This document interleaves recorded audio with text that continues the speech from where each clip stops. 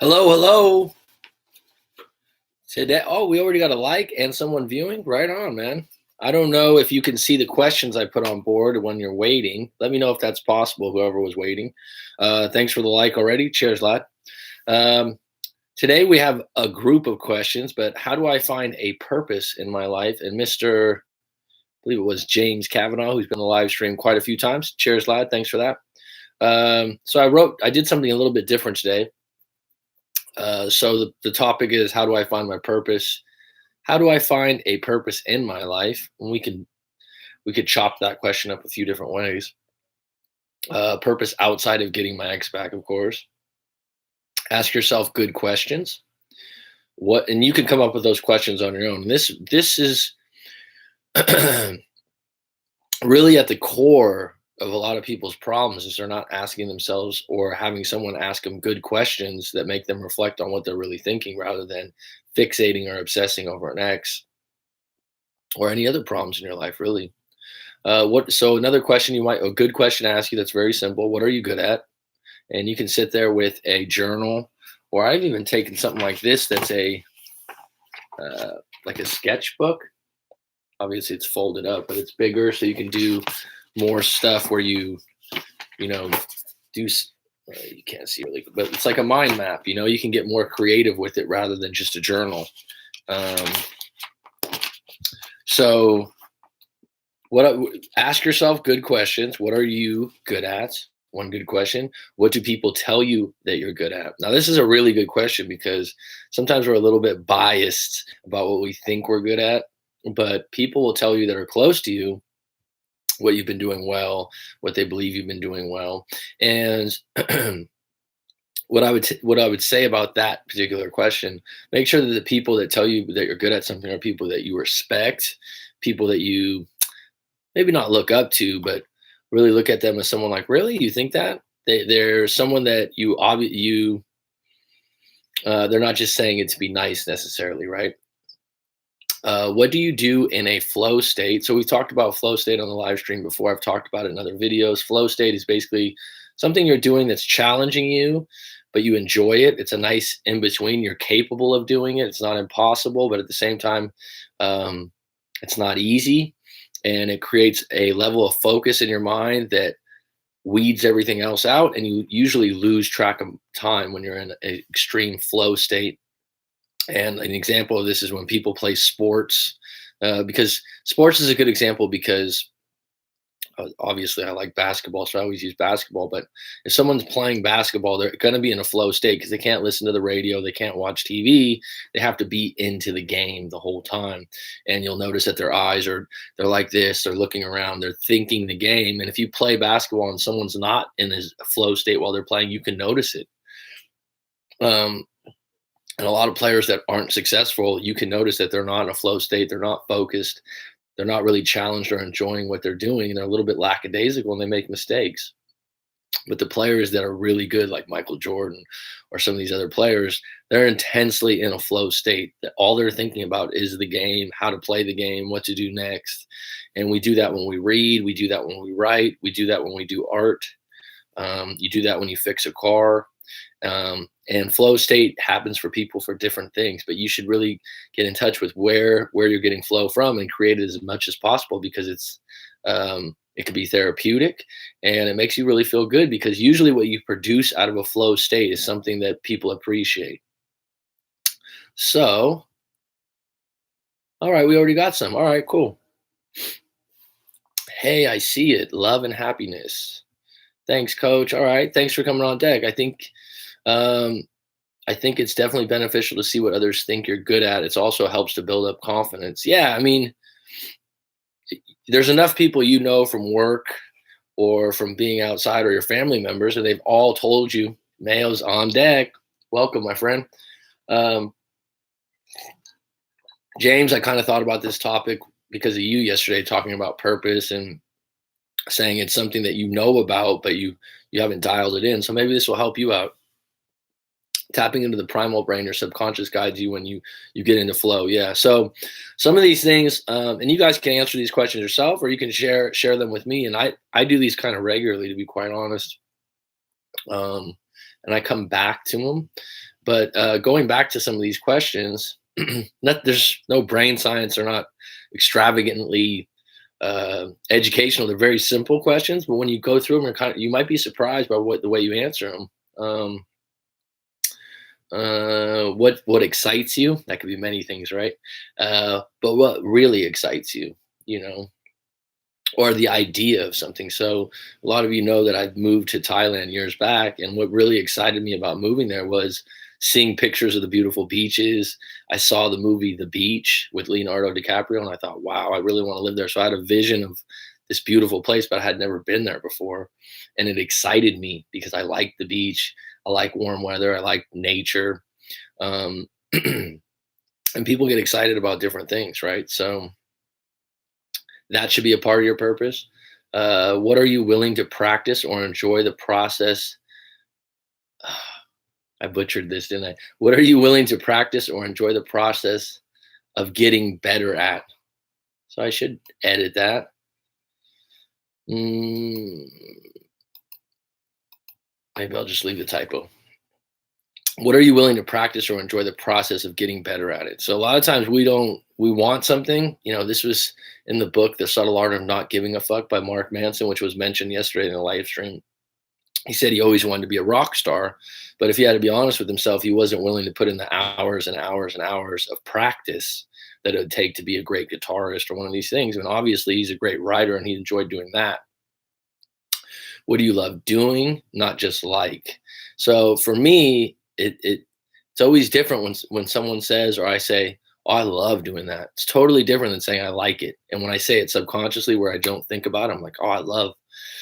It's like these live streams. I'll be like, "I love doing this. I love connecting with these different groups of people, talking off the cuff, spontaneous topics. I like that. I love it, actually. How can you help others and do what you love? This is a nice sweet spot for a lot of people. So it's something that you can mix what you really like doing with what you love. What are some specific things you want to achieve this year? So this is very basic, but a lot of people don't do it. And what I was going to say, why I said this year is you do need to put a time frame on it. You do need to make it a little bit urgent.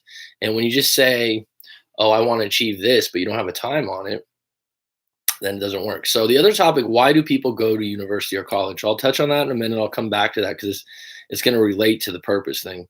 Because this is a big topic right now with people is that, oh, should someone go to university? Do they need to? Because right now you don't need the training that you need at a university. You could find a lot of training methods online.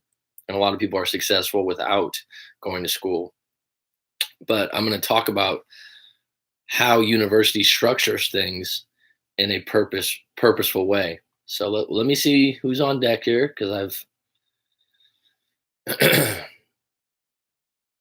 get my health back, work on confidence. Okay, so Monica, you want to get specific. When you get into your purpose and you get into your things, we talked about law of attraction yesterday, and I wasn't saying that uh, law of attraction in the sense of the secret works, but it does work in the sense of getting specific on what you want, visualizing and believing it's possible. Those are the big things, and feeling it when you visualize it. But you just say, "Get my health back." You don't have to share with everyone out there what that means, but for you, be specific. If you have a bad back, specifically, I want to be able to do some of the things that I couldn't do when my back's bad, if that makes sense. Tapping into the primal brain. I love that concept. Good. Glad you're on deck today. You love mechs. I got diagnosed with a rare disorder this year, thinking of being an educator, speaker for my condition. Okay, that's a way to help people and probably get better, right? Because whenever you teach, I've been a teacher for years. Whenever you teach, you're really learning in the process. You're doubling down on your learning because when you have to teach something, you learn it at another level. Custom living. I love I love the title. Is that a business you own? Been in no contact for a little over a month. Ex recently me a tweet saying this reminded of her. Would you respond? What do you mean DM me a tweet saying this reminded of her? Can you elaborate, custom living? That's a bit vague for me to answer your question. It's hard to distinguish between your hobbies that you're passionate about and your overall purpose in life. Brand new Skinner, what's up, dude? Well, it's only hard if you think it's hard.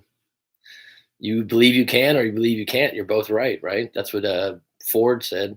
Um, well, if I was going to unpack that with you, James, I'd say, okay, what are your hobbies? What are you passionate about? What are you actually good at? What do you actually enjoy getting better at? The practice of it. Let's say you were carving ducks, right? I used to know someone that lived down the street from a friend that used to have a little wood shop, and he used to carve these decoys and ducks. Now, if he's just going to do that as a hobby, then he can, practice it in his spare time. If he's going to do it as his livelihood and turn it into a business and sell these carved ducks online, then he obviously needs to up his game, as far as learning how to use the internet, getting maybe an account, getting a PayPal system. There's all kinds of other parts of this, and really dedicating himself to making one duck a day or something like that. I mean, what are you willing to go all in on and commit to? It's like when I did this channel, for me to do this, I had to commit. This has been over a year and a half to, okay, instead of just saying, oh, I'm just going to do live coaching and help people with breakups and charge them money for this. It's like, no, how am I going to give, and then ask, right? And that's a big concept with online now. Give, then ask, because we all want value. Nobody wants someone just selling them something.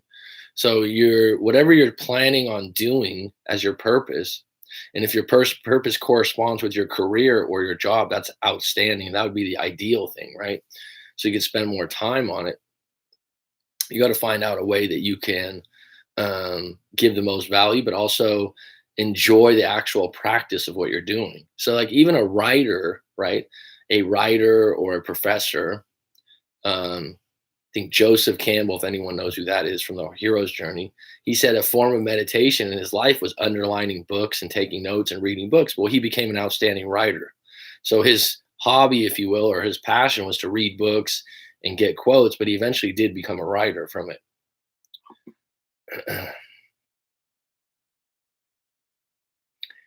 Let's see what we got here. This is a good topic, I think. Really good topic.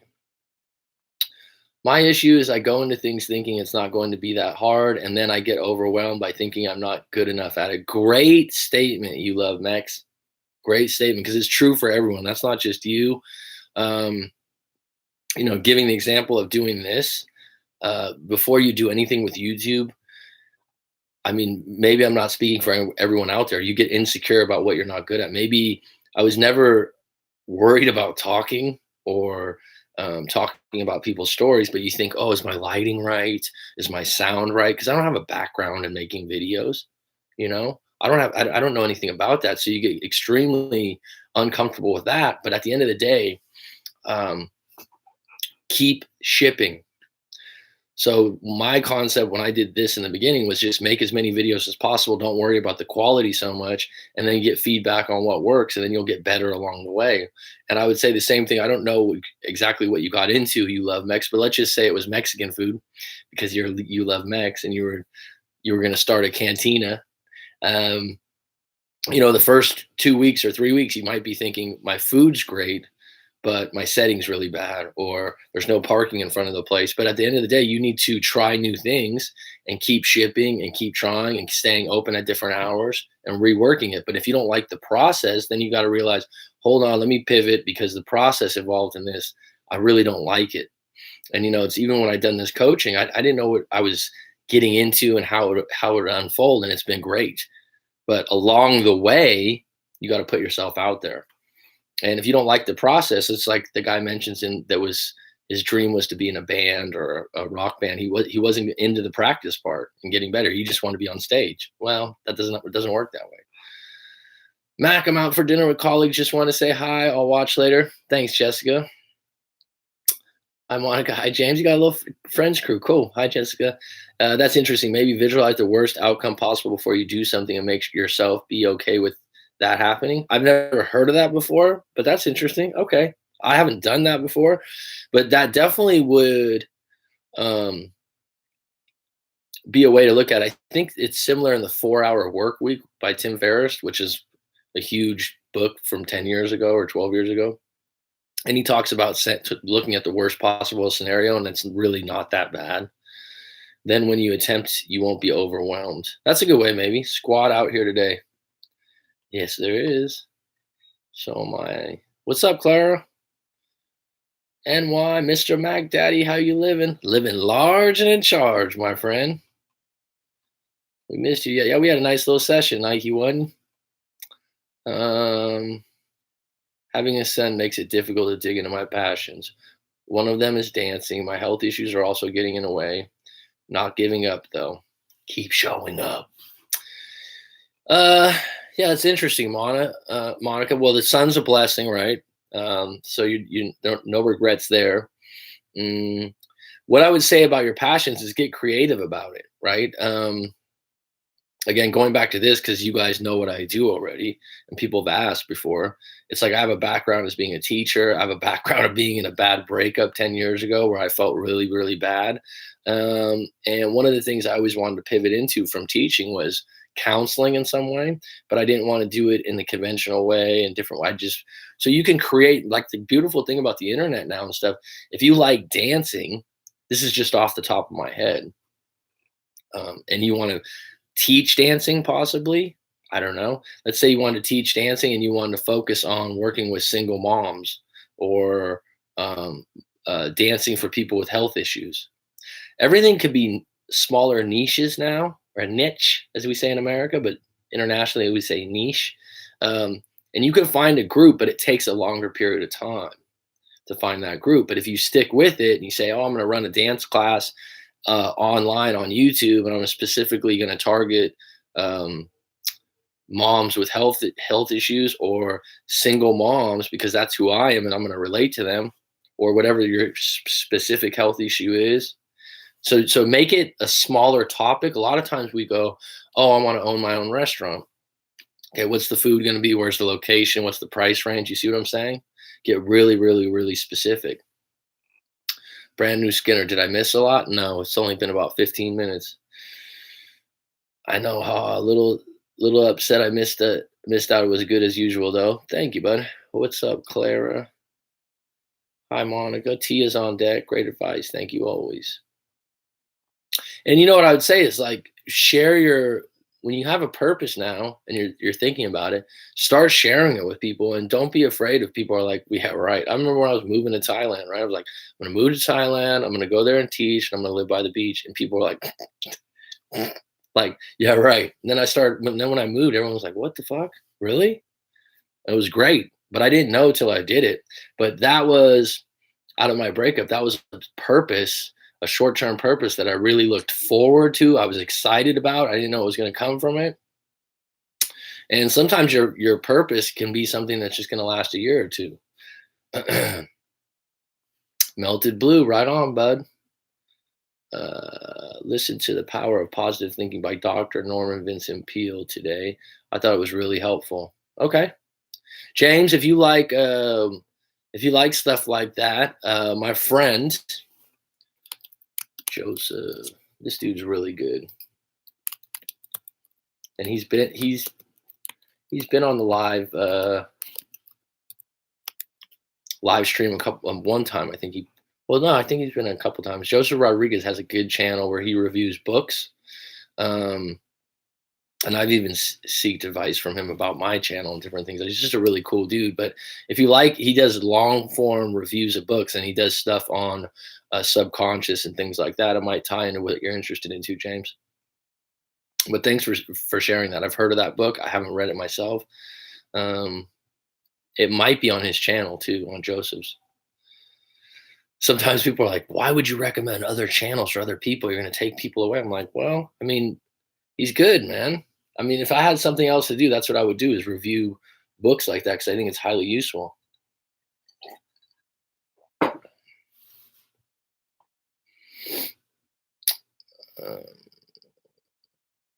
Let's see here. What do you do when you now grown a deep dislike, almost hatred towards your ex? Don't care if you ever hear from them again.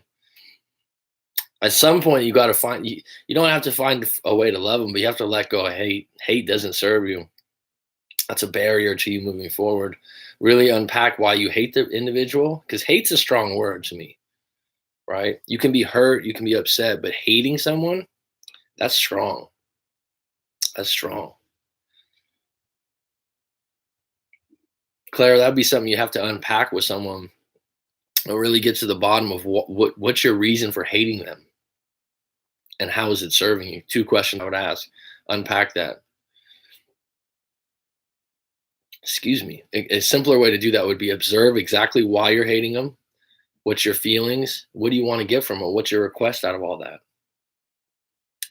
Finding your passion is a struggle at times. It won't work overnight, but spend time alone, put the phone down, and quiet the noise. Really look at what fuels you and what you're good at. Good way to put it, Nike One, as always. A really good book. I should have a book channel. Deep Work by Cal Newport. And he kind of thinks of it counterintuitively. He says, screw your passion. You should be working towards something that you can master your craft, you can get really good at. And sometimes your passion, and he used the example that there was a lady that quit her day job as an accountant and started a yoga studio because she loved doing yoga, and she failed miserably because she went all in on something she didn't really know a lot about. So that's not actually what I'm suggesting. I'm saying that when you find a purpose, your purpose doesn't have to be for the rest of your life. I think when people have kids, and I don't have kids, Monica, you do, a lot of your purpose has to do with your kids. So when I say finding your purpose, it doesn't necessarily mean your passion. A lot of people think those are mutually exclusive. They're not. You can find a purpose that's outside of something that you're very passionate about, if that makes sense.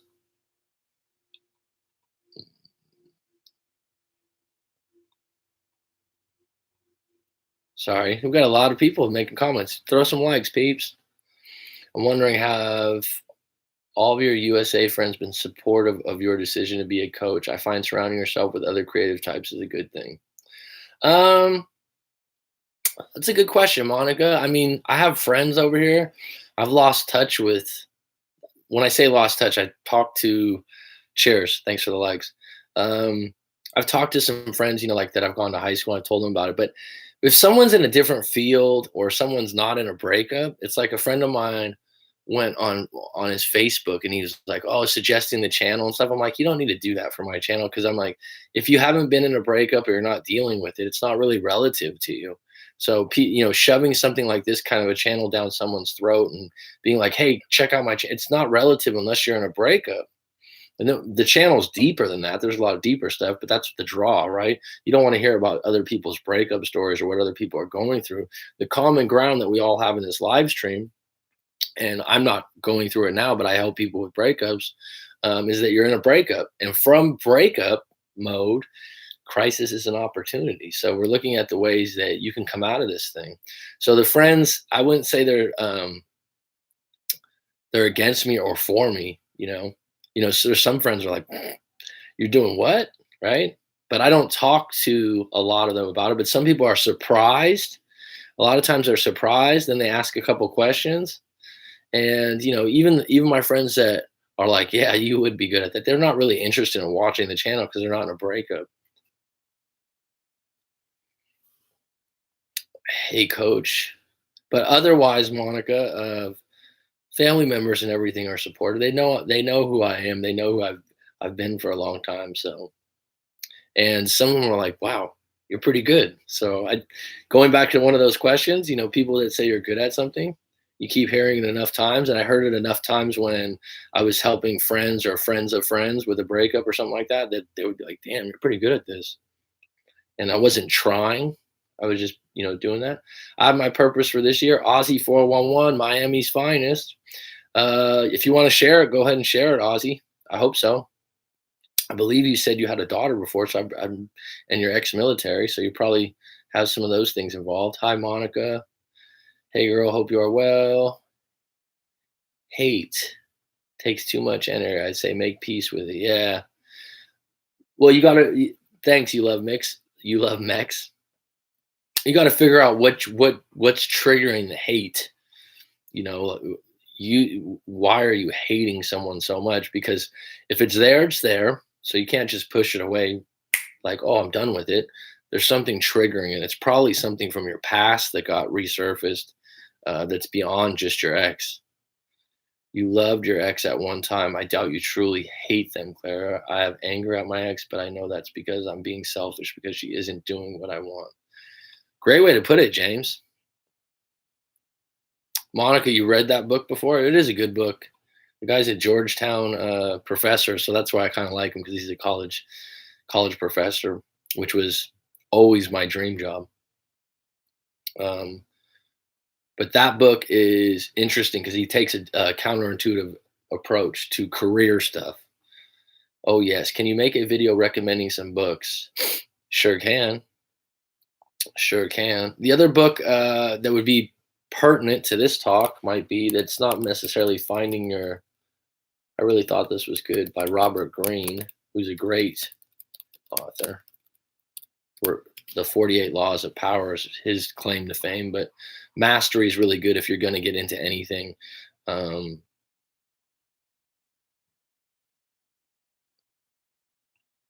we got a lot of stuff up here. I'm sorry, folks. I got to find my space here. Yeah, you love Max. Usually what I do in a live coaching, when we go over the 1 hour or 2 hours, I'll think of 2 or 3 books that pertain to our talk that might be of use to someone. But if you ask me a question specifically, books about this or books about that, then I'll probably have a few to recommend. In this particular talk, Deep Work by Cal Newport and Mastery come to mind. Clara, hatred or more anger is a good sign. I see it as a sign you are truly moving on. Okay. Yeah. I mean, have you hated someone before and then been able to let go of it? That would be a good question, Clara. Have you been there before where you really hated someone and you got over it? Because I'm trying to think right now, and everyone's putting you on the spot here by you using that, and, let go of hate because it's not easy. I'm thinking if I hated someone, actually, sorry to get into basketball again, but there's a couple of basketball players that I've said that about because of their antics and the way they act when they play basketball. So I guess I've used that word before too. And people are like, "You hate him?" I can't stand that guy. Claire, if your ex came back tomorrow and apologized for making a mistake, I don't think you would still say you hate them. Well, James, we don't know the whole story, so that's the thing. Could be, could not be. Depends on the story. Everyone's situation is completely unique. Because sometimes you read something, you're like, "Wow, that's cold." Like I've heard some things before, and you're like, "Wow." I remember you can't move forward with hate in your heart. It takes up too much energy. I agree with Monica. Okay, so you got you got some perspectives here, Clara. Good. Chaos is a ladder. Exactly, Mac. A breakup is just an opportunity to learn more about yourself and human relationships. Chaos is a ladder. I always like that. Yeah. Did you ever read The Strength in Our Scars? You've mentioned that before, and I have to read it. I know that's one of your favorite books, Clara. I know. I got to read it. Do I have my phone? Do I have my? I'll tell you what, Clara. I will make a note of that right now. Right now, in big letters, and I will have that on my Audible for my next book. I like the title. The Strength in Our Scars.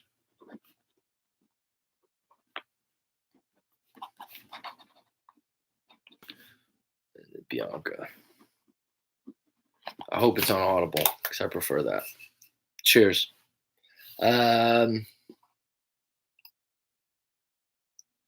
You love Mac. Work calls. I'll have to check in and continue watching when I get home from work. And as always, thank you, Coach, for devoting time. I still haven't made my donation. It's coming, though.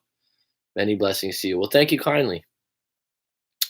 This has been a good platform for people to get stuff out. Like you said, it's hard to find someone in 2019 to have a good casual conversation with. It's true, man.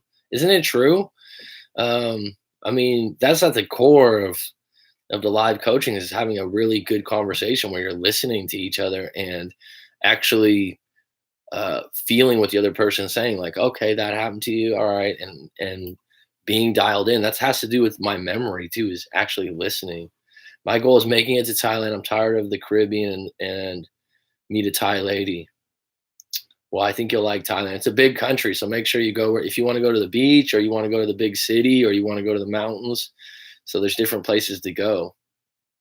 Um, so yeah, Aussie, it's a good place.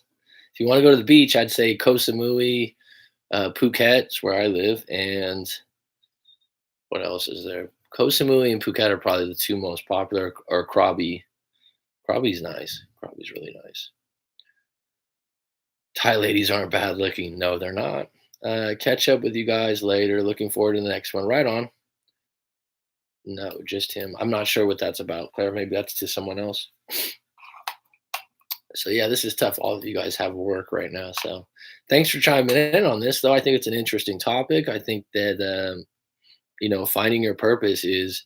I think it's just like when people talk about meditation. It's such a big topic, and everyone wants to get to the place where you meditate like a monk.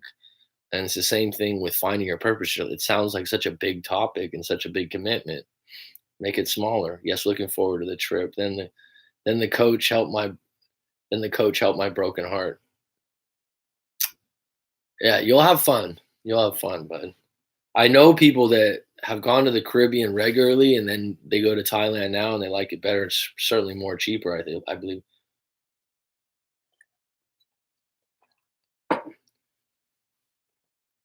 Sorry, I truly grew to dislike and became hate of this guy.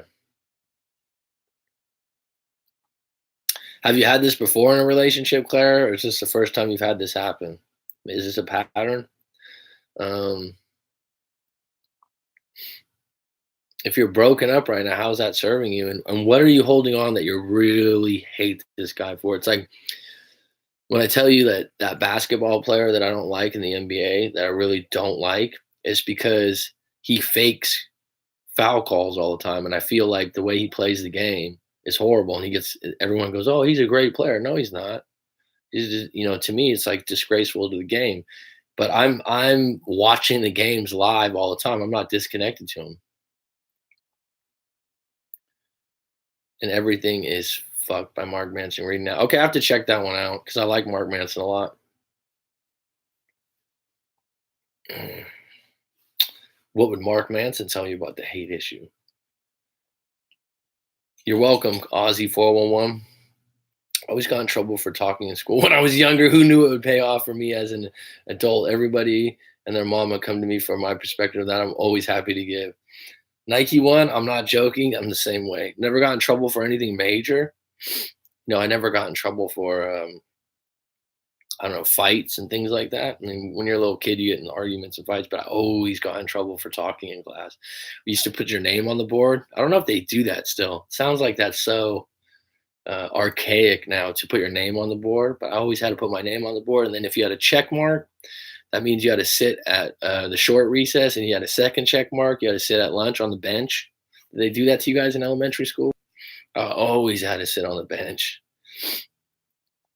for talking. And it was talking, usually talking or teasing. I used to tease a lot. Always had a quick mouth. So let's see what we got here. We talked about this before. I said I would circle back to this. Why do people go to university or college? This is a really good topic. What do you think? The 8 people that are on deck, why do you think people go to university or college? I was a student that stayed after class to debate my views with my teachers. Good for you, man. I didn't do that so much, but if I had a debate about something, I wouldn't back down so much. Um, that's funny. But being a teacher now, if a student questions what I say, I always say, "Good question." And if you allow me to explain it one way or the other, then we can have a debate or a talk. That's completely constructive. I went to college because I was directionless, and I knew that's just what you're supposed to do. First time. Okay, so Claire, you're saying the first time you've had hate like this in a relationship. Okay. Do you have some specific events? Maybe you don't want to share it on the live stream. Specific events of why you hate the individual?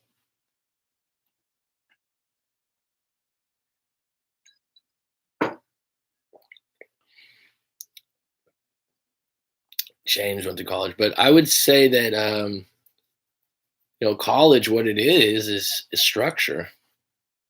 It's a finish line. You know when you're going to graduate. Take this. It's structure. It's measured, right? You get an A, B, C, or D.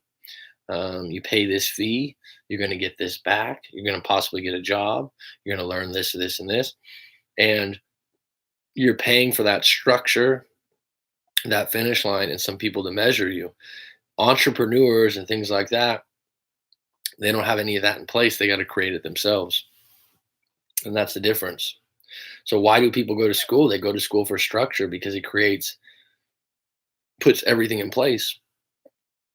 It's like the equivalent of buying a packaged mix to make a cake, right? It's in the box, and you go, okay, I'll buy this packaged mix. It tells me the directions, it tells me everything to do. I'm going to get this cake out. If I do everything right, that's fine. But if you made your own cake from a private recipe or tried your own thing, you'd probably fail the first couple of times, but you might make a better cake in 3 or 4 times later and might be a better baker, right? So what I'm saying about your passion, or not your passion, but your purpose, a lot of times you have trouble with it because the structure's not there. The structure is the part that's bothering you. How do I get to the point where I become a rock star? Right? If that's someone's goal or purpose, I want to be a rock star. Well, then it becomes daunting. Well, what do I have to do? Lost 5, 6 people here already. Hi. So let's get back to these things, people. How do I find a purpose in my life? A purpose outside of getting my ex back? That's a big part of this. A lot of you, if you're hung up on your ex or having a lot of issues, finding a purpose outside of your ex is huge. Looking forward to something. Aussie 411's looking forward to this trip. That's his purpose for the year. Sweet. What are you good at? What do people tell you that you're good at? What do you do in a flow state? What excites you? What are you willing to practice or enjoy the process of getting better at? What do you love doing, not just like? How can you help others and do what you love? That's a big one. What are some specific things you want to achieve this year? And maybe you guys want to come back to some of these and answer these questions on your own, or you want to answer them right now. Go for it. Okay. I couldn't get structure and discipline from college. I pretty much just spiraled during college. Well, full disclosures, James, it took me I started junior college when I was, 18. I didn't graduate college and get my BA till I was 24 or 25. So, but I was always working full time. So it wasn't like I was just going to school. But college did give me structure in having the classes, having a finish line, getting measured on my grades. Um, and having an end goal to get my bachelor's in history. I did want to be a history teacher, which I never achieved. I never became a history teacher. I ended up going into real estate right after because I was in sales already, and that seemed like a place to make some good money. But I was planning on getting my master's, and then I just got sidetracked like everyone else. I wanted to teach sports history of sports. I took a baseball history course that was really interesting. When you're with someone for a while, you build your future around them. So when they're gone, you have to re-envision your life without them. Figure out what you want. Good way to put it, James. Yep. When you're with yeah. And finding a purpose that doesn't have anything to do with your ex is huge. Cincinnati Red Legs, first professional baseball team. Never knew that. Never even knew that, dude. That's interesting. Cincinnati Redlegs. The history of baseball class I taught, actually, the professor at San Francisco State had written 2 books about Jackie Robinson and knew Jackie Robinson directly. It was pretty interesting. And the things about the history of sports were tied in with politics and race things in America. It was really interesting. When all else fails, make your emotional state and mental well-being your passion. Your mind is the happiest tool you have to sharpen it every day. Absolutely, Nike one. That is true blue.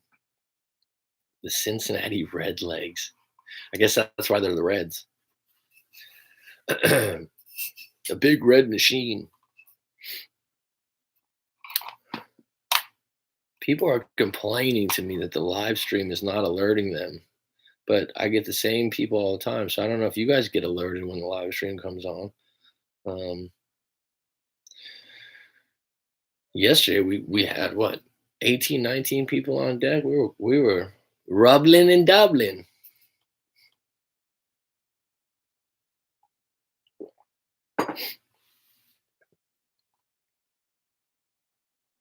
Really? What? Why would they? Why would that be, James? You got my attention there. YouTube is notorious for dicking people over with alerts. Why would that be? I don't even understand how it works. I mean, my mother was telling me because she doesn't watch the channel that much, but she's subscribed or whatever. But she likes the live streams, so she was saying like, I don't get alerted on them though. I don't. It's something I should get on top of, right? People have to hit the stupid bell when they just subscribe, or else they don't get up the alert. Some people are saying they hit the bell and they still don't get updated on live streams. VDET, what's up, VDET 32? I had a question. Go for it. 5, 4, 3, 2, 1. I wonder if there's like when you write something and what's the delay on you actually getting your message through, because when other people are writing at the same time, 'cause sometimes it feels like it's coming out of different ones. Go ahead, Videtta. Did I already answer a story for you, Videtta, in on YouTube? Sometimes, it's interesting about these people. Some people use their real name, and then some people use, what's your opinion about MGTOW and Red Pill? MGTOW, men who go their own way, correct? Hit the bell to get notifications for live streams, etc. Okay. Some people are telling me that they're not getting them. I don't know. I did do it. Okay. Were you happy with the review I gave of your story, Vidette? Because I usually remember people's names from the. Just picked up a new book, The Alter Ego Effect by Todd Herman. It's been really good read so far. Okay. The Alter Ego Effect. Okay, Vidette. MGTOW. I think I've said this before. I've been asked before. Men who go their own way, up to you, man. Go for it. I don't see there being any problem with that. It's not something. Okay, the Holland dude. Right on, man. I'd love to go to Holland. Amsterdam. Um, Really cool people, actually. Really nice people. So going back to MGTOW, Rotterdam, Amsterdam. Yeah, Amsterdam would be on my list, dude. Always welcome, man. Thanks, bud. Thanks. Going back to the MGTOW thing, men who go their own way. I don't have any problems with them. I'm pretty neutral on it because I don't follow it that closely. I know it's a group that have some core beliefs and values that they follow, but I don't. I'm not really, how should I say, educated on it. I haven't followed it closely. I know what it is, but to speak on it, as long as you're doing your thing and you're happy with it, and that's a direction you're going in, and you're not hurting other people, you're free to think what you want. But I wouldn't say it's my line. I really like that book, The Rational Male by Rollo Tomassi, who talks about red pill, and I don't think he really talks about MGTOW a lot, but he mentions it. And I think getting perspectives from different things like that and creating your own beliefs is fine. Uh, the red pill thing, he talks about it a lot. What is? Let me ask you this, Vidette, since I'm not. What is your opinion on MGTOW and red pill yourself, or what's the definition of red pill and MGTOW, if you will, so I can just get clear on that with you. Modern marriage is kind of set up against men these days, but also part of being a human has been about having relationships and starting a family. Men can't just give up. Well, interesting perspective, James. I would say that there's a lot of truth to that. It's true, but it's a sad truth. Yeah, marriage is dawning these days. I think from a financial standpoint, the hypergamy thing or hypergamy thing, I think it's true. I think that to To put it in perspective, though, I think that certain regions of the world, the laws are set up in a certain way that definitely don't favor men. Living in two different countries for a long period of time definitely makes a different perspective of it. Um, but I told you, I don't think it's just the marriage thing. Uh, I think that societies, and here's the thing: when people generalize, all are like this. You're not thinking about the world, because the world in different parts of the world, there's different cultural values that are completely different and different laws. But the if we're going to talk Western world, which most of you are, um,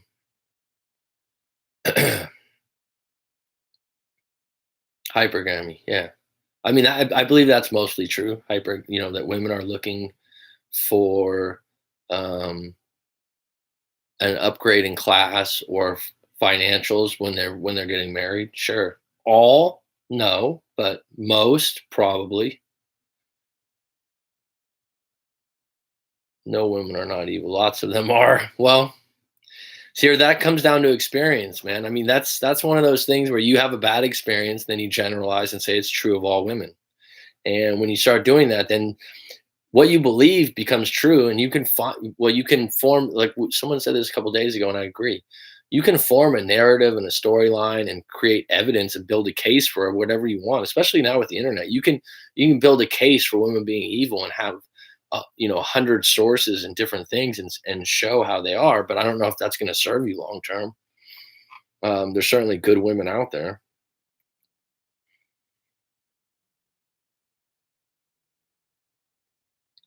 Okay, so in forms of hypergamy, is it gammy or gami? I always say hypergamy. They don't look at the character. Well, you know what? Being from California, um, or the Bay Area, where it's financially people are very well off. I think in the Bay Area, especially with the boom, right, the last 10 years. You know, the nice cars, the rings people are wearing, the jewelry, this kinds of things. You know, there's something called the collective unconscious, and there's subgroups that have a collective unconscious, and this is people generally follow groups. And if you look at the TV and different things, it's not just individual women; it's a collective unconscious of areas. It's like, have you ever seen these shows, Desperate Housewives of Orange County, or these kinds of shows? Does that represent all women? No. But that core group in that particular area and that particular subculture, they're all competing, right? And in that particular case, they're competing for who's more rich and who's this, and their problems are all different. But what you need to find is your subculture that you hang out with. I've been a teacher for years. I've met a lot of good women that are teachers that have a lot of good values.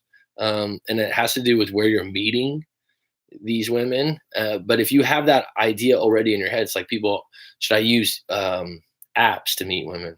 You can. I know people that have been successful, but it's a very broad thing. It's like going out fishing and using a net, right?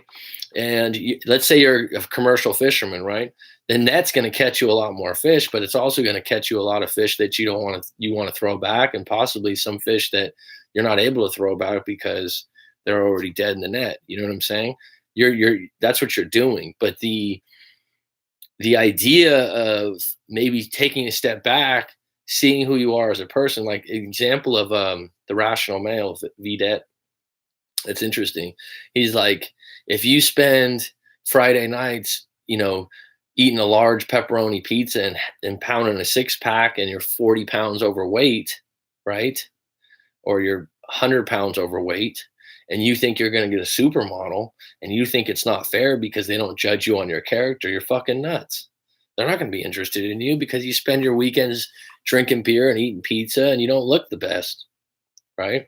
Now, if that same guy is a millionaire, he might have a chance, right? He might have a chance, but what does it say about that female that wants him? Now, here's the flip side. He's never going to know anyone that really just wants him for who he is. All that being said, you can find people that are like-minded and share your values. It takes time, and it takes you being in a place where people share your collective unconscious. So it's like when I lived in the Bay Area, right? I lived in the Bay Area. I moved to San Diego. Nike one's from San Diego. Beautiful place, totally different than what I've grown up in. And I lived on the beach, and the collective unconscious there was kickback. Everyone was chill, mostly surfers, skaters. The weather was nice. People were a little bit more outgoing, and everyone was just more laid back. Everyone was just. I felt like where I grew up, everyone was a little more intense, a little bit more on edge, and that has to do with where you go to meet women, also. So the danger, little check 1 2 1 2, started stuttering there.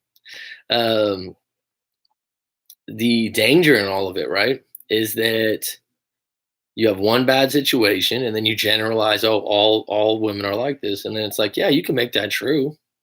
Absolutely. If someone's like, yeah, MGTOW, red pills, I say, right on, man, good for you. I mean, this isn't a presidential election. This isn't like you're going to jump me into some gang, right? It's like if you have those viewpoints, you're not hurting anyone out there. Good for you, man. I mean, for me, it's like I read the book, The Rational Male. Someone's like, wow, there's some radical shit in there. I'm like, yeah, but there's some cool stuff. I pick and choose what I like and what I don't like and maybe reshape it for myself, right? And it was like that Rational Male book, it's especially the audio book, the perspective the dude gives, it's humorous, it's funny, a lot of it's true, a lot of it's not being said because it's not politically correct in a lot of ways. But it doesn't necessarily mean I agree with the guy 100% either. Because I'm not a follower. That's another thing. I always want to take my own little strainer or filter and go, all right, I like that, but I'm gonna take that out and I'm gonna put this in. Women want to be led. And right now we have evil men running society, in my opinion. So everyone is being misled, especially women. Well, it's a broad statement, James. Okay. I won't get into that. It's kind of sad, man. They don't look at the character. Again, what I would dissect from you, where are you meeting women? Where do you live currently? What's your financial status currently? Have you had women reject you point blank because of your financials, not based on your character? Do you believe yourself to be of good character? A lot of questions I'd have to, almost detective like. Feel a lot of people feel like they have to be married, have kids, own a home, because we've been conditioned to have these things by a certain age, and social media hasn't helped that. I would agree that certain societies have conditioned it, but I would say that involves your circle. So there's certainly other circles that are like, oh, dude, right on, man. You're not married. So, me not being married, I'm 38. Haven't really came close to getting married, I don't think. But yeah, I'm thinking about it now. But yeah, they're conditioned, but not all. I mean, there's certain groups of friends that would be like, oh yeah, this is great. So trust me, true evil exists in the world. The average woman is not that. Okay. It's what you can do for them. It's what you can do for them. Well, the best relationships are ones where both of you are growing together. Those are the relationships that work. And you have common values and common interests. So if you both are of a particular religion, that helps. If you had a similar upbringing, that helps. And right now, a lot of times people get together because they're attracted to each other, they have a good time, then they stay together, but their values don't really line up, and they keep compensating their values for each other, and then they grow contempt. But if the people that you see together for a long time, they have a lot of similar values and they've grown together. Why does someone when they get married, they get a house, right? And they have a payment on their house. They're growing together on that payment every year, right? I'm saying that's something that links them. When they have kids, they have a common interest in those two kids, if they're good parents, being good human beings eventually, being healthy, right? So their common interests line up. Does it always work out? Hell no. And like I've said before, in the future, with all this information that we have, I don't think people stay the course as much as they used to, or aren't going to stay the course. People are always looking to upgrade, or the grass is greener. And that has nothing to do with individuals. It has more to do with the collective unconscious of The internet or the societies which people are in. This is getting really deep, but you know what I mean, I hope.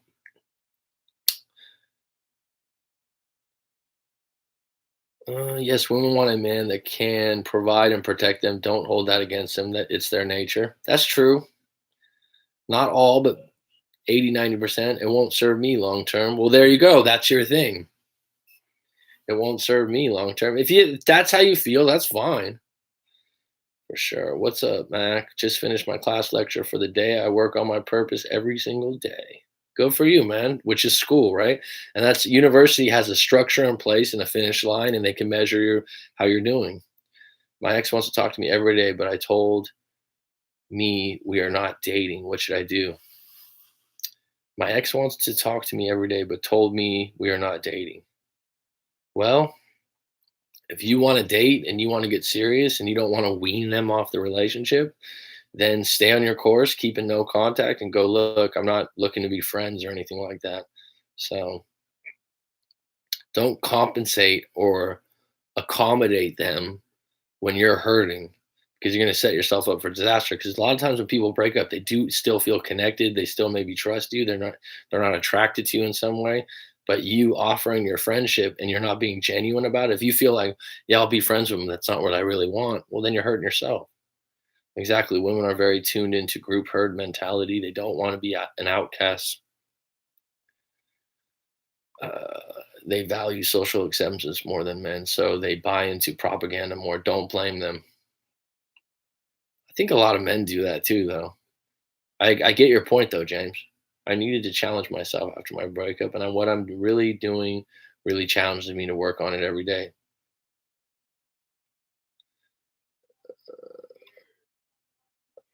I've done the no. I'm thinking you're saying I've done the no contact.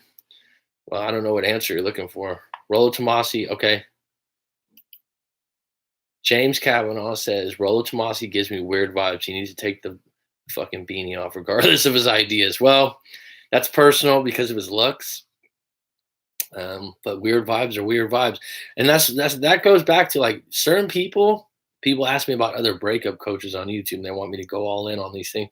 It's like some people, there's some people I'm like, I don't even like that guy's voice. That's enough for me to go, I don't really want to watch their channel. So we all have different things that we measure people on, or we're uncomfortable. And a lot of um, when I say we're attracted to people, it doesn't necessarily mean physical attraction. But if you're attracted to Oprah Winfrey's show or one of these things, or Joe Rogan, right? You're like, man, this dude's fucking cool, man. There's something about like I like Joe Rogan, I like Tim Ferriss. There's a dude named Glendon Cameron I used to listen to, but he does like business stuff. But I just like the way he talks and the lingo he uses because it's the way I talk. It's familiar to me. It's the way me and my friends would talk when we were young, you know. And if that stuff doesn't vibe with you, the beauty of the internet now, you can find someone that does. Very true, James. People don't want to feel left out, always want to be accepted, but can't even accept what's staring back at them in the mirror. San Diego, best place to live. It's a pretty nice place to live, dude. It is a pretty nice place to live. PB was a good time. So was Mission Beach. Was that a mystical reference? I don't know if it was mystical. It might have been my old hip hop. Mystical was part of the Master P group, right? What was Master P's called? Bout it. You're not wrong. Adam Wallace. I had another question. Okay, shoot.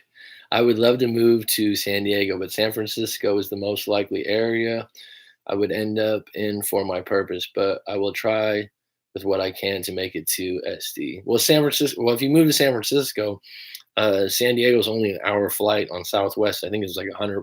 Well, I don't know how much it is now, but it's cheap. It's an 8-hour drive if you're doing the speed limit. So you could travel down there easily.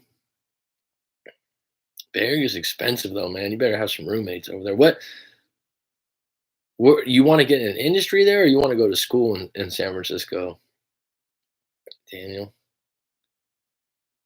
MGTOW makes about as much sense as modern Western feminists. But that's just my opinion. We need to rebuild and heal gender relations, not further divide ourselves. Okay. What you want in a relationship and what is congruent with the reality you have made up in your head with what you is out there. Have to be patient and selective of who you want to share that with. I love the word congruent. Yeah. Um, yeah, congruent. People that are congruent with your values, it's almost like it grooves in. And a lot of times you're meeting people that aren't congruent, and then you're like, oh, everyone's like this. That's what everyone does. Oh, everyone's like this, Or you're going to places where there's people you don't like. I'm not a biker, so I wouldn't go to a biker bar. Doesn't mean I don't like those people. Does just means that probably I wouldn't have a lot in common with them. It doesn't mean they're bad people, right? It's just like if they start talking about Harley Davidsons and working on bikes, I'm lost, you know. And I think a lot of times certain venues and certain cities and certain arenas, if you will, certain job places have people with collective beliefs, and then you're like, oh, everyone's like this. It's bullshit.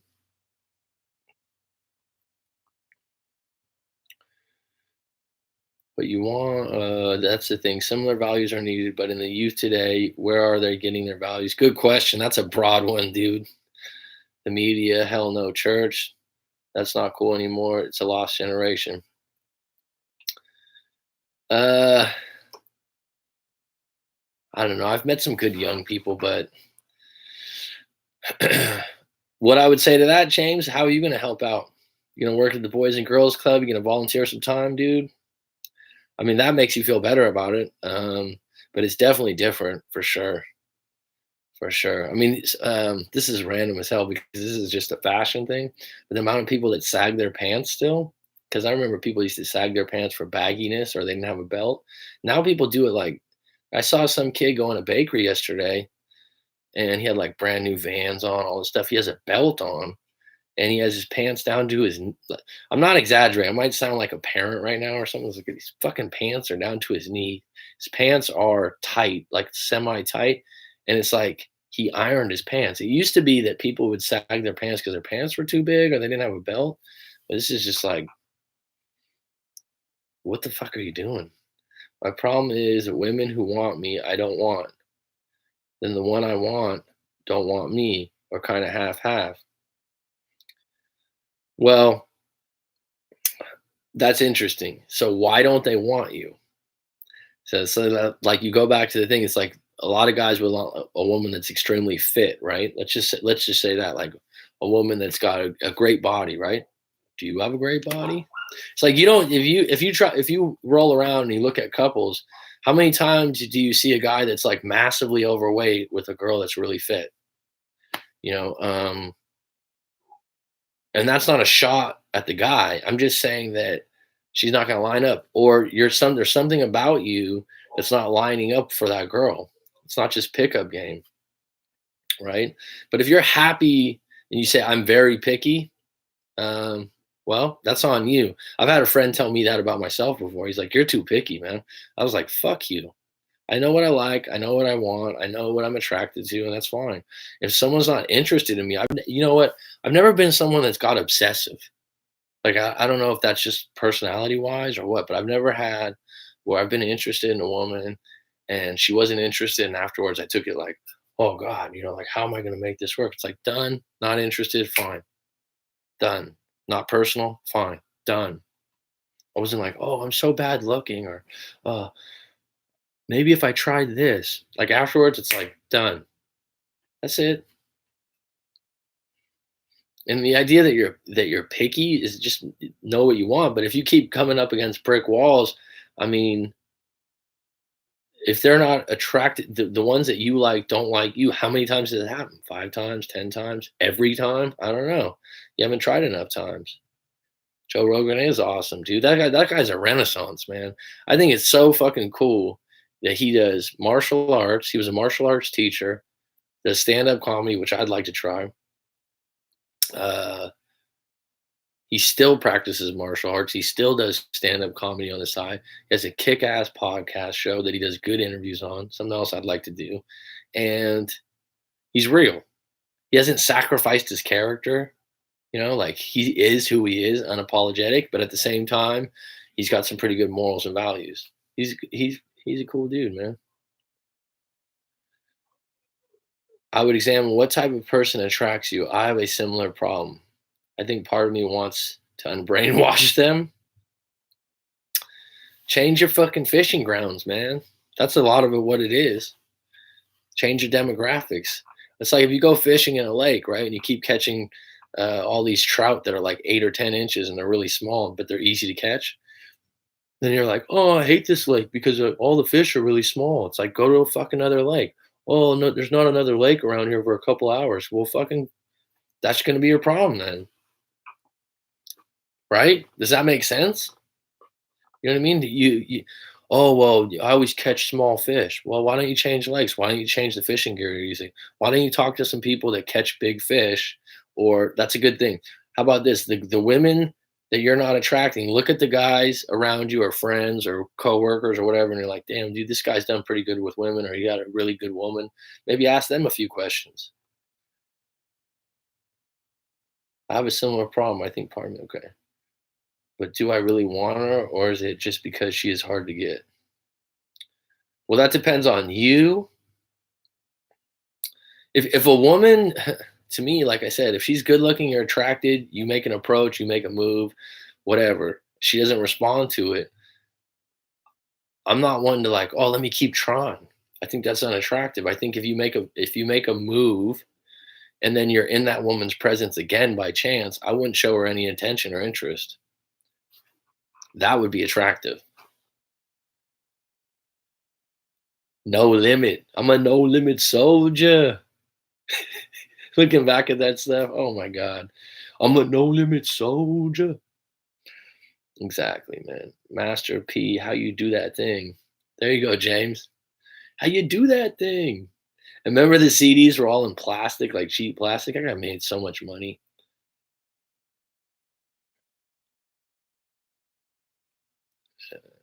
Sorry, here you go. I got way down there, guys. Thanks for this. Oh, we all got a little Master P. Holy shit. Cheers. Uh Make them say, no, no, no. Yeah, I remember that damn going to the shoot my plays, but is she bumping the same stuff as me? I haven't heard that Master P in a long time. That was like that was I was in high school when Master P was big. I was like a sophomore in high school, like 16 years old. I had my uh, 88 Ford Bronco, if you guys remember those. Had an 88 Bronco and had the rear mirror in the back go down. That was so cool. And that's what I thought of when I thought of that song. I'm like, oh shit, the Bronco coming home. Shit. 88 Bronco. Those are like classic cars now or something. Someone told me. Uh, I know San Francisco is crazy expensive. It's due to the fact that it's like central place for programmers, anything with coding. So much demand in SF compared to anywhere else in the US. I heard that Austin's coming up. I've heard that Austin, Texas, and a lot of tech companies are moving to LA, Texas, I mean Austin, and what's the other place? Someone just told me Nashville, Tennessee. I might be nuts. Go for it though, Daniel. San Fran's a great city, man. If I could help you in any way before you move, send me an email. I know a lot of people in the Bay Area. Maybe I can get you a room. I'm not promising, but I have contacts. And being that you've been a regular on the live stream, I'd be happy to help you, bud. No, a lot want me. I'm 6'2" and kind of good looking. Well, you lost me at kinda. Maybe that's your problem. Kinda. But one that I want doesn't want me. Um, First of all, that's your fucking problem is that you're focusing on one. You should be spinning plates. Um, you should be at a point. All right, if we're gonna get into this, Mr. Videt. At your best, at your most attractive, is not when you're focusing on one woman. The woman knows that. It limits you. Um, if you're able to be around that woman after you've shown her attention, completely shut off that attention, and then any other women that are around show them extreme attention or flirt with them, that will attract that woman in most cases because she'll be like, "What the fuck happened?" Does that make sense? I've done it before and it works most of the time. And you know what? I didn't do it trying. I was like, I'm done. She's not interested. I find it like if someone's like that, I'm like, all right, fine. You're a little bit stuck up. She is really hard to get. Well, I wouldn't be interested then. Not that I want something easy, but I wouldn't be playing the game where you go high and she goes low. Little Paula, dual opposites attract. Slay dragons until you get the princess if you can get my drift. I don't really get it completely. 2 times. Yeah, I'm slaving the dragon on a daily basis, slaying. Same coach, I always hear that I'm too picky. I look at it like I don't give up my time cheaply. And when I do, it's going to be with someone I'm attracted to. Don't care if you have a big butt and a smile. You love that one, huh? Never trust a big butt and a smile. Well, I mean, everyone has their own taste, dude. I don't know how many times I've had friends that have thought someone was really hot, and I'm like, really? So, I mean, everyone has their own taste or what they're attracted to. But like I said, I had a friend before tell me, he's like, yeah, I think you need to lower your standards. I was just out of the breakup. He's like, you gotta lower your standards. I was like, fuck you. I want to lower my standards, but I won't want her when I'm there. Isn't Joe Rogan on psychedelics? I don't think he's always on them, but he talks about them a lot. And a lot of people that have money now, it's becoming a popular thing. Tim Ferriss is big on it. It's becoming a big thing for people that have addictions. I'm interested, like ayahuasca and iboga, which is a different one, iboga. Really, really interesting stuff about that. But I'm not saying I wouldn't say he's on them. He's done them quite a bit. I actually saw him live like 12 years ago in San Francisco at a comedy club. I didn't think it was that great, but I'm very talking about being picky, like comedy. There's not a lot of people where I'm like, damn, that guy's really funny. The guy that I actually think is really funny right now is this guy. I've seen him on YouTube. He's funny. Andrew Santino. That dude's funny. I like his approach. If I was doing comedy, that'd be the similar approach to the way I talk. Can you have a conversation with some substance in it? Are we talking about me?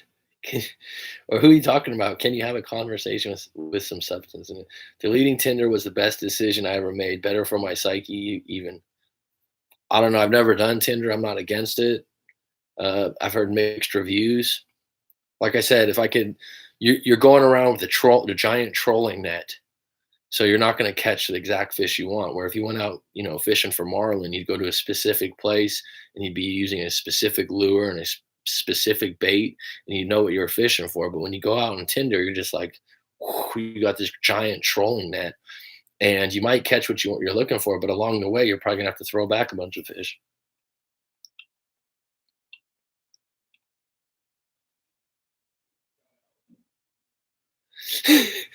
Having a moment with that Bronco, navy blue and that tan, the Eddie Bauer, it was cool, man. You're suffering from one itis. I mean, well, understand that, dude.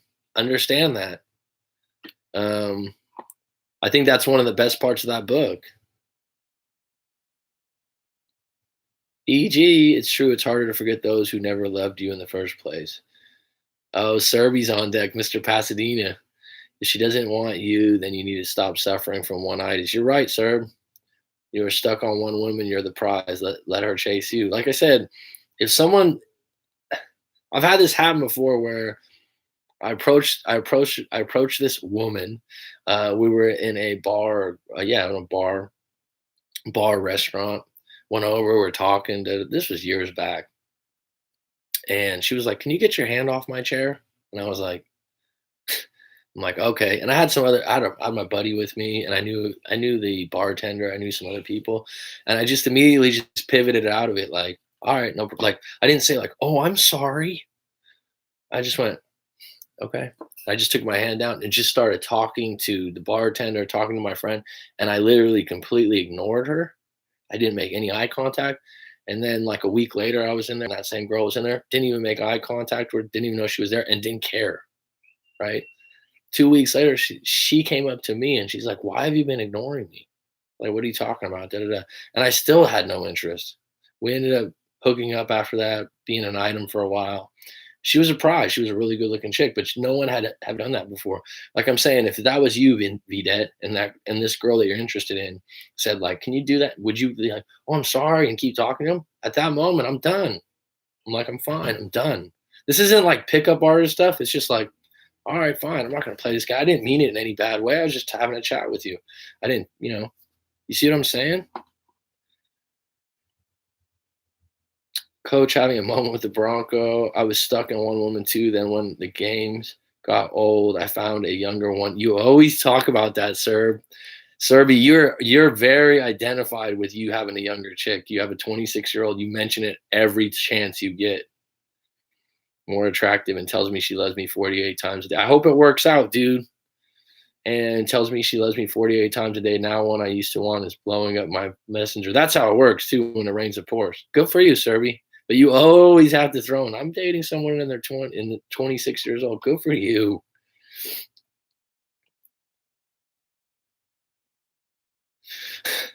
Vidette, I don't know if I could put that. It says to hide it. She has a nice I'm too careless in a relation. It's like it's like the whole live stream shifted to just men. Why am I careless in a relationship? The attraction is there, but there's something missing.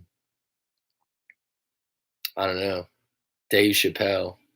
Everyone loves Dave Chappelle. I mean, I respect him, I like him, but this dude Andrew Santino is pretty funny. Look him up. Serby, what you're saying is noted. Good. Cool, man.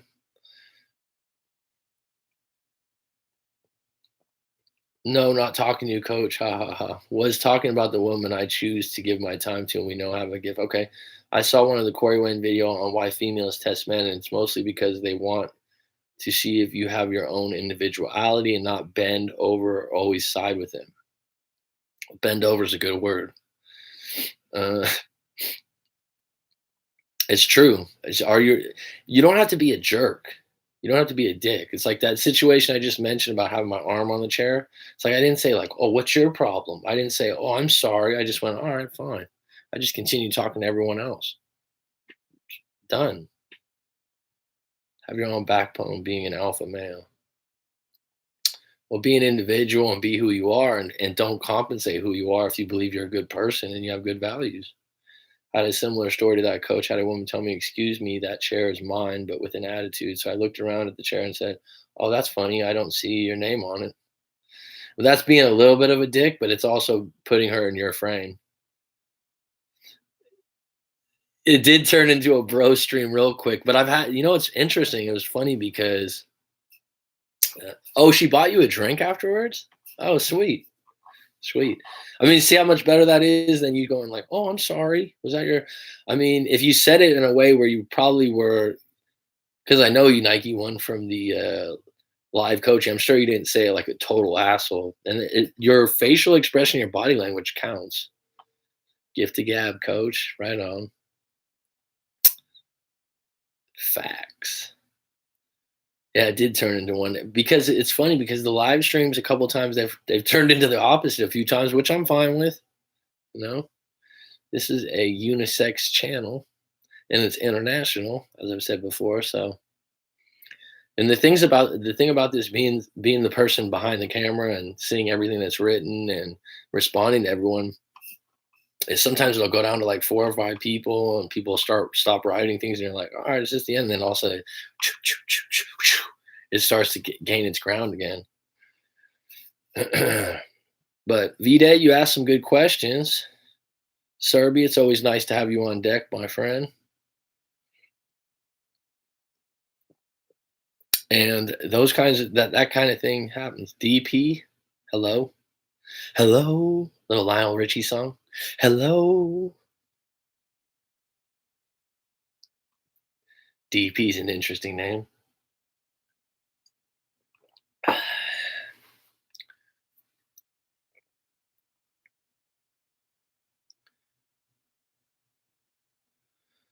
Charming banter with women. If you can be good at that and master that one thing with them, you're already one step ahead. Just my initials. Okay, DP. That's an interesting that eyeball is an interesting one. Any questions moving forward here? Any questions moving forward here? It's funny with the initials thing. This is gonna sound really bad, but we have a lot of guys on right now. But there was a real estate agent I used to know, and she used to go by BJ, and I was like, it's so immature, but you're like, why do you go by BJ? Because BJ, you might meet a couple guys that are named BJ, but a woman named BJ. Hey, BJ, nice to meet you. It's like, what does that stand? What does that stand for? You're a real estate. Been on here a few times. You aren't on a lot when I can watch. I know you've been on a couple times. Yeah, when I give her validation, she has an attitude. Vendetta. All women chase validation. Make her earn it, dude. Hooper 502. Philly's finest. I know it's stupid to say, but I feel like the only way to keep the door open with my ex is asking her to be friends. Uh, it is stupid. It's desperate. I don't like to use the word desperate. I wouldn't want you to be desperate, Hooper, because it just puts you in a bad position. Yeah, I wouldn't suggest that, dude. You're sacrificing a lot. All right, James. It's telling me to hide that, but I'll show it. Um,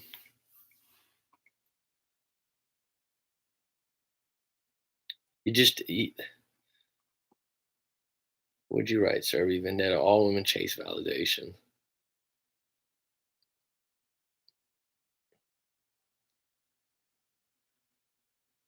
Let me have it. Well, you're gonna ask my opinion. I'm just saying, if you're gonna be friends because you want to keep the door open, the door's already open. If she knows that you didn't want to break up, okay? Um, I don't know. DP, are you talking about live stream or are you talking about views on the channel? Because if views on the channel, you can actually check. Someone just gave a like. Thank you. Views on the channel, you can actually check. Um, and it varies. I think there's 65% men.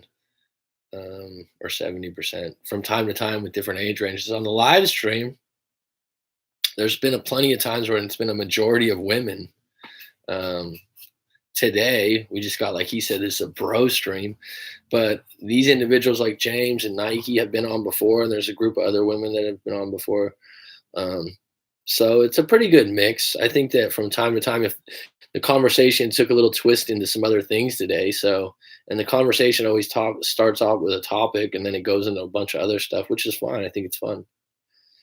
Um, but overall, probably more men. But in the live coaching sessions, like people that book a live coaching session with me, I'd say it's about equal. It's about 50-50. Laugh out loud. We all have the temptation, but don't betray yourself and settle for less than what you want, Daniel. Good way to put it. Or Hooper, yeah. It is true, Hooper. I'm not putting you down for the question. I'm just being harsh so you don't fucking do it. You know what I mean? It's like there's certain times to be soft, there's certain times to be really legit. Don't fucking be friends with her because you want to leave the door open. The main thing is that's your reason, then you're being insincere and it's going to show. She'll smell that on you. Can't be friends with an ex. It's too painful for my experience. You can be friends with an ex, but you honestly have to be like, we're just friends, no high expectations, and you're okay with it. Is it possible? Absolutely. Does it happen? Absolutely. Does it happen when you're leaving the door open? That's that's um that's a covert deal with yourself. You're making a little covert pact. Well, me being friends, this will happen. When you're friends with someone, you don't go, "Oh, I'm friends with this person because this reason." You're just friends with them because you like spending time with them and you maybe can help each other out. I've been on both sides. I lived through the pains, man. But you got to get stronger when you see yourself as the higher value between the two of you. keeps you from moving forward. She knows you just want to stay close to her, but they need to see you be strong and walk away without them. I don't think women respect their male friends romantically. I mean, they can. In what context? Like if you have a woman that you work with, so you have that common ground at work, I think you can be friends and have lunch and they can be interested in you. They can respect you. But if you're being friends because you think it's somehow going to get you in their pants, then they don't respect you because they can sense that you like them, but you don't have the balls to make a move. But if you honestly are just friends because you work together and you have some kind of common ground, then you can be friends. I mean, I've had women that are friends of mine that I worked with or went to school with that I wasn't attracted to that I could go have lunch with and fucking talk to, and it was cool. And I wasn't interested in that way, but I wouldn't be like, "Hey, what are you doing this Friday night? I wouldn't take it to like date level. What do you say? Or if you do it as a group. Like she might have a group of friends and she might have someone to hook you up with because she knows I'm not attracted to her and she's probably not attracted to me in that way. That's completely possible. What do women say about getting them back, especially if they left the man? The best place to be is being able to walk away and meet at Corey Wayne. Yeah, keeps you moving forward. She knows you just want to stay close to her, but they need to see you be strong and walk away. Do you want to be her friend if she started talking about guys she's dating? That sounds like hell to me. Yeah, that goes back to my point, James. It's like if I was genuinely just a friend, which I've had plenty of friends that are girls and still do. And like I said, it's usually from work or when I used to be in school. So we have that common ground where we work together. So we used to be in each other's contact regularly. I can go to lunch and she can talk about another guy or something. I'm like, oh yeah, that's cool, whatever. I don't want to sit there and talk about it forever, but if it's your ex, do you want to talk about that? Probably not. That's a good way to put it, James. She's already in a new relationship. That's your cue, bud. I do love her and yes, I want her back, but it's clear that's not really possible. I think she's an amazing person I miss out of my life. Well, it's completely fine that you still think of her as an amazing person and you miss her. It's going to take time to get through this, but being her friend isn't going to be the answer at this point. I can't be friends with my ex because he just wants me around in case he doesn't his new girlfriend doesn't work out. Probably true. Humans can be selfish. We like backup plans and we like certainty. I couldn't be friends with my female friends during my relationship. I have so many female friends that are just friends. Could it be because my ex is insecure? If she didn't allow you to be friends with other women, yeah, that'd probably be insecurity. When your ex puts you in the friend zone is the worst scenario for a man. Men always catch feelings. Women are able to hold their emotions together better than men, even though they are entirely emotionally driven. Can be. I don't know if that's true for all, but yeah, well, maybe they're better at concealing their intent. I believe she was seeking outside validation after the breakup. Only way she's a great woman, but we weren't great together. That's clarity. Only, I mean, if you think of someone being great, then if she's great, but you're not great together, then you have different values. The only way an ex won't come back, in my opinion, is if her life is better without you. If it's accept that, move on. But if it's not, she will resurface at some point. In most cases, probably that's true, but you can't sit around waiting, right, Nike? All right, folks, I'm going to wrap this up. This is going strong right now. I got some things to do today. So, any closing questions? It's been a nice session today. Bout it. Sanity, doing the same thing. Insanity, doing the same thing, trying to get the same results. It's like running in a circle. Any closing question, folks? Thanks for joining. NBA Finals prediction. I think it's going to be the Bucks and the Dubs, but Toronto can easily beat the Bucks. So, and I think I'm a huge Warriors fan, but I'll be I'll be honest. I think the Raptors and the Bucks could beat the Warriors, not because Durant's hurt. We played them both this year, and they're great teams. They're well rounded and they're deep. And I think the Bucks will have home court. I'm a huge Warriors fan, huge, but I won't let bias get in the way. They're both good enough to beat us. I was just so happy that the Lakers didn't win the draft. Yeah, I think the Warriors are favorites, but this year the Bucks or Toronto could beat them. And I think the Bucks are going to go. I think the Bucks are going to go because they have home court. Warriors in 5. Wow, the Bucks beat the hell out of the Warriors this year, though, when they played them. Um,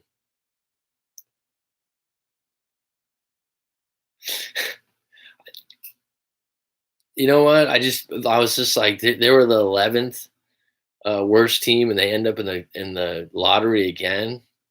It's like they always get the lottery pick over some of these low market teams. That's why. I mean, some of these other teams that could use it, but whatever. They didn't get first overall pick. But it's just like the Dodgers. I hate the Dodgers. I mean, I'm a Giants fan, dude. Those are real rivals. Here we are talking about hating, and earlier in the chat we were talking about not hating and all these emotions about hating. It's kind of funny, but Dodgers for a variety of reasons. You too, Hooper. All the best. Strongly dislike, Coach. Yeah, let's change it to I strongly dislike the Lakers on a variety of reasons, uh, pertaining to last couple of years. Padre fan don't like the Dodgers either. I've always liked the Padres. I always liked their colors and everything. But they used to smoke the Giants too. One more like on the way out. All right. Any closing questions? Nike wants. Always a pleasure. Or you're a Giants. Oh, you're a Giants. Sorry. Yeah, I'm a Giants fan. You guys got us a few years. Our bet's on the Raptors. We'll make that bet now because right now the Raptors just lost yesterday. So always a pleasure, Coach. Enjoy. Catch the next one. Cheers, bud. Everyone, thanks for joining. Thanks for being a part of it. I really appreciate it. I'll probably be back on deck tomorrow.